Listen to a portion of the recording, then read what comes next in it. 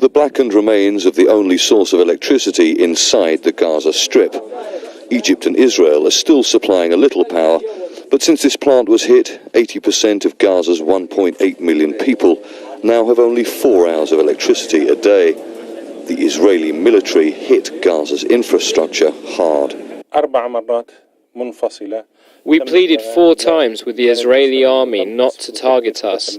We coordinated with the United Nations in Gaza. They ignored us. Our early calculations put repair costs at around $10 to $15 million. The Palestinian Deputy Prime Minister says rebuilding Gaza's infrastructure and the thousands of destroyed homes will cost around $6 billion, and that's just an initial estimate. Israel said from the very beginning that it was only going to target Hamas military targets. Well, I'm standing on the main road between Gaza City in the north and Khan Yunis in the south, and that road was still being built with Qatar's money. As you can see, it's been hit by a massive Israeli airstrike. Qatar is already investing around $450 million into building Gaza's infrastructure. Other Arab states, the European Union and Turkey, are also long-established donors. But Israel's blockade of Gaza means people haven't had reliable electricity, water and a sewerage system for 7 years. Around 1 million litres of waste flows into the sea every day. And without enough power to drive the pumps, sewerage now increasingly flows in the streets. The Israeli military has also destroyed many businesses in the private sector. At least 175 factories have been hit, including manufacturers of medical goods, food and construction products. Israel has to open the borders so we can get the machine and tools in to start rebuilding. This is what's left of Gaza's largest factory, a family business of 40 years that made biscuits and breads.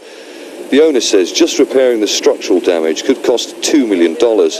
He says the Israeli military told him repeatedly it wouldn't target the factory. There are 600 people who work here. What are they going to do now? It's going to take 2 years to rebuild this factory. I give a lot to charity. I can't do that now. Cement is vital for rebuilding Gaza, and this is what remains of a cement factory.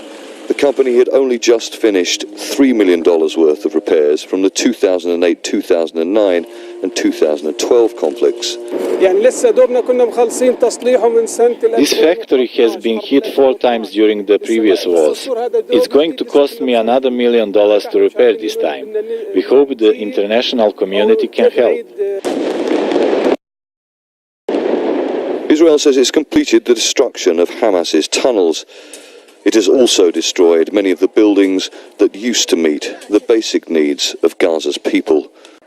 Israel was not in the Gaza Strip for the last decade. Israel left the Gaza Strip unilaterally and left a set of food factories, of greenhouses that had been producing beautiful fruit and vegetables that were an industry. We're not talking about a home garden. We're talking about a commercial industry. And rather than continue that, rather than continue the good growth that had been started and improve it, the greenhouses were destroyed. That's what Hamas has done to the people of Gaza. It has become a nihilist force. Even the New York Times, which has not been very supportive of Israel, has called Hamas a nihilist force, a force that has destroyed the lives of the people of Gaza. And if the people of Gaza, who are good people, who are artists and working people and who would like to have a normal life and send their kids to school and come home and have dinner, if the people of Gaza are able to rid themselves of terrorist captors, and Hamas has captured them and made them its foils, there's no reason why normal relations cannot be established. Mr. Baroud, your response to this, I just want to raise this point that throughout Israel's onslaught on Gaza, we have been hearing that Hamas has been using the population in Gaza as human shields and that the people of Gaza are subjugated to Hamas as well. Meanwhile, I think in the beginning of the debate, we did show a report. Thousands came out in Gaza to rally in support of Hamas. I don't know if we your don't guest know under what is conditions just ignorant the of thousands facts. came out. It's my turn to answer that, so if you could please. I'm not sure if she's ignorant of the facts or she's just reading from talking books, talking points provided by AIPAC or another Zionist organization in Washington. This is Charles Stratford, Al Jazeera, Gaza. Well, it's obvious the Palestinians have suffered immensely. If you had to quantify it, 1,886 Palestinians were killed in the month-long assault. The UN says 73% of them were civilians. Some estimates say the 40% of Gaza's infrastructure, including its only power station, was destroyed. As a result, the Palestinian cause has gained a lot, though, of international attention, especially mostly due to social media. Hamas survived the offensive and had tactical success, including the disruption of air traffic at Ben Gurion Airport. Now, Israel says it's pushed its advantage forward during the 30-day conflict. Israel destroyed Hamas' network of tunnels, which it says was an important military objective. The offensive also highlighted the effectiveness of the Iron Dome missile system, which shot down hundreds of Hamas rockets. But what was gained on the military front seemed to have been lost on the political stage, as international condemnation of Israeli actions reached unprecedented levels. 64 Israeli soldiers and 3 civilians were killed during the month-long offensive, and some countries cut off relations with Israel, while others boycotted Israeli products and goods. Complete lies and fabrications. It might work well on Fox News. It doesn't work well now, especially that there is this growing consciousness around the world of the war crimes committed by Israel. I mean, when you are looking at the killings of children, entire families wiped out, entire infrastructure destroyed, and you're coming to tell me and Israel left fruit gardens, and I just don't understand what sort of silliness and nonsense this is. The fact is, let me respond. Hamas or not Hamas, to your statement of the killing of children. Palestinians have been resisting for the last 66 years, and they are not resisting in the name of Hamas. Hamas is just a passing movement that started 20-some years ago. Palestinians have been resisting the Israeli occupation, Israeli atrocities since the Nakba of 1948. It's important here that we do not separate the plight of Gaza from the plight of the West Bank and even Palestinians living in Israel. The Palestinian question cannot be divided that's quite Gaza correct. and between the West Bank. That's number one. Please, I did not interrupt you, please do not interrupt me.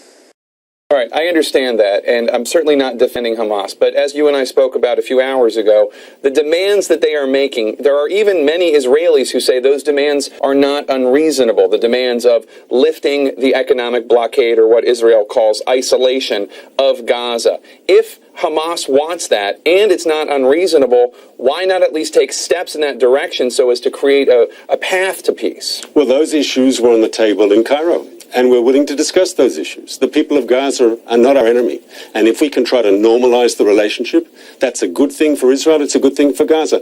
But the premise for moving forward is non-violence. The premise for moving forward is an end to hostile attacks from Gaza into Israel. That was the foundation of the Egyptian process that we accepted.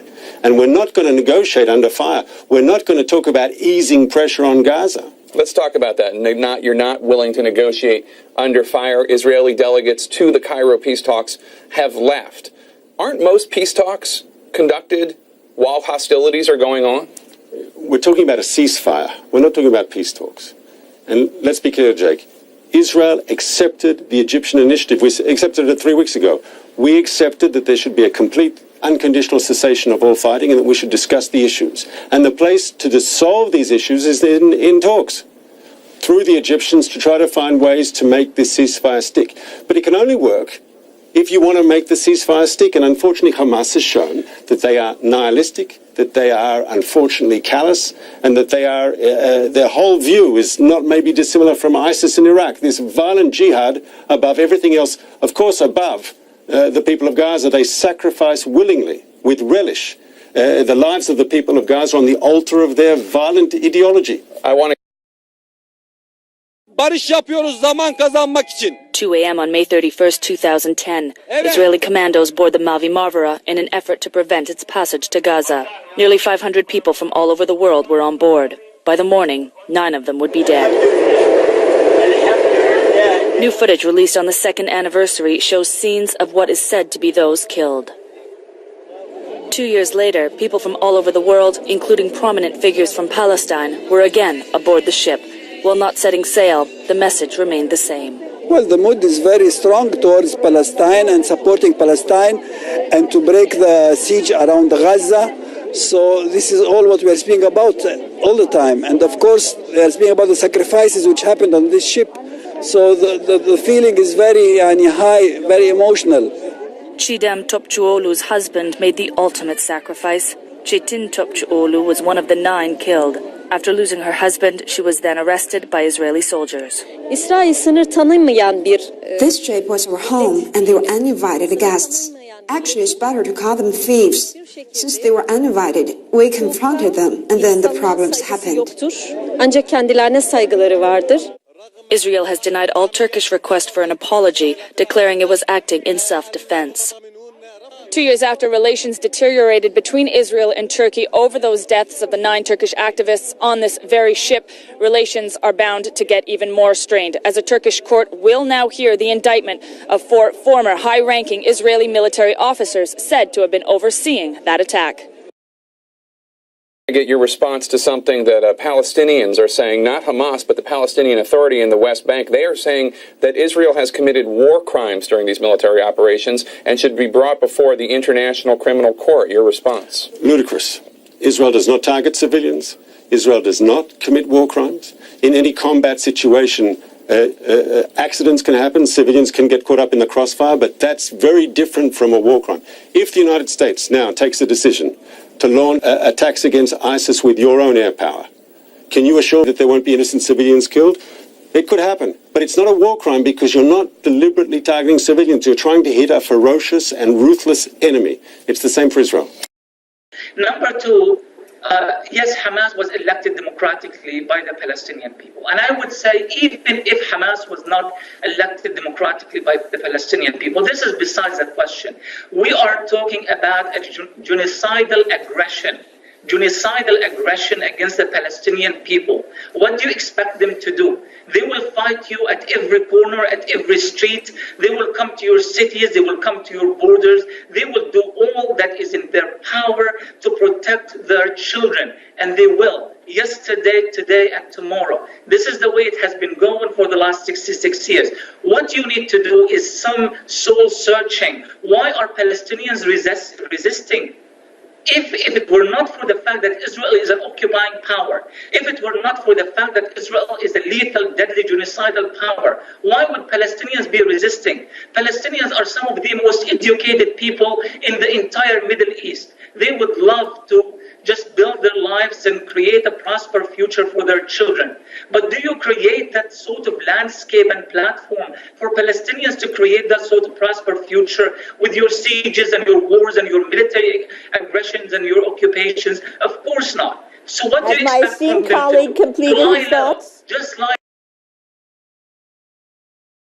Israel's former chief of general staff, Gabi Ashkenazi, and 3 other ex-commanders could face life sentences if found guilty.